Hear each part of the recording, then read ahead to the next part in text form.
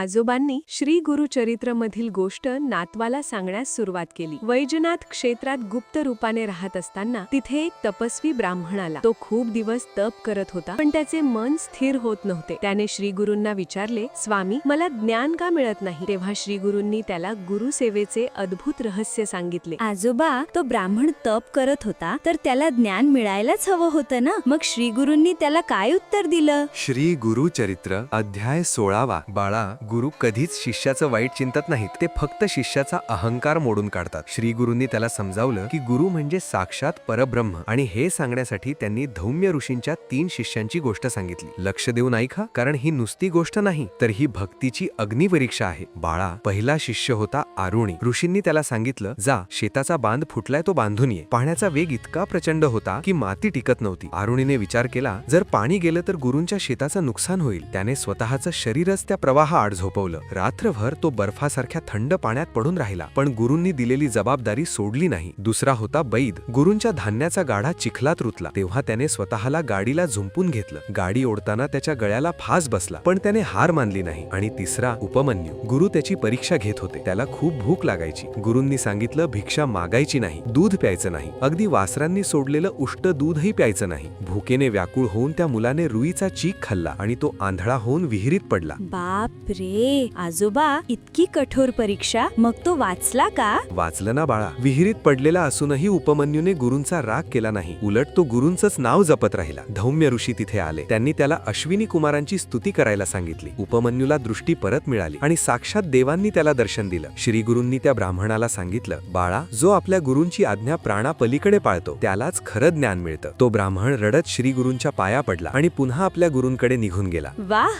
गुरुभक्तीचं फळ किती मोठं असतं। मग आजोबा, श्री गुरु पुढे कुठे गेले? श्री गुरु तिथून निघाले आणि भिलवडी गावाजवळ कृष्णा नदीच्या काठी असलेला एक विशाल औदुंबर वृक्षाखाली आले। तिथे एक असा चमत्कार घडला की एका मुक्या ब्राह्मणाला चक्क वाचा फुटली। तो चमत्कार पाहायचा असेल तर उद्यापर्यंत वाट पाहावी लागेल। गुरूंच्या कृपेने आंधळ्याला दृष्टी मिळते आणि मुक्याला वाचा। श्री गुरूंचे भिलवडीतील वास्तव्य एका नवीन अध्यायाला जन्म देणार होते। उद्या पाहूया भाग 7, मुक्या ब्राह्मणाची वाचा आणि औदुंबराचा महिमा। पाहत रहा आजोबांच्या गोष्टी। श्री गुरुदेव दत्त।